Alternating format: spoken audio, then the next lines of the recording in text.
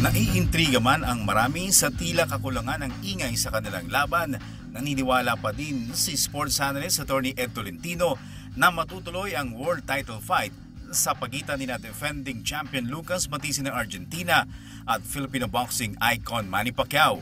Ayon kay Tolentino, malabong hindi ituloy ang nasabing laban na sinasabing ang MP Promotions ni Pacquiao ang siyang lead promoter ng nasabing international card. Sa isang ESPN interview, sinabi ni American promoter Bob Arum na nagkakaroon ng ilang delays ang mga bayarin ng MP Promotions sa mga taong involved sa business side ng promotions, kung kaya't may pagdududa ito kung matutuloy o hindi ang nasabing card.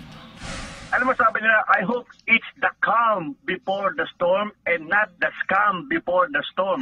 Ano? Di ba? Ang daming umuugong. Alam mo, hindi magdadala ng balita ang ESPN kung hindi yan may pundasyon, ano? At sa totoo lang, Dennis, sa dami-dami ng mga press release, hindi ko naman talaga nakikita yung mukha ng mga people, the businessmen who are supposedly bankrolling this fight. Pero sabi nga natin mga Pilipino, nagkasubuan na.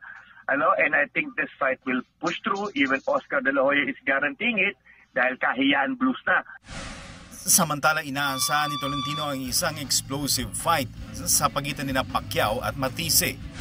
It brings so much excitement because for the first time in recent memory, Pacquiao is facing a puncher who can actually end his career. Forget Bradley, he cannot punch. Brother lang naman si Jeff Ford, hindi red. Jesse Vargas, never known for his punching power. Chris Algieri, never known for his punching power. But Matthysse brings the thunder. And everybody wants to find out, can Pacquiao still handle a big puncher?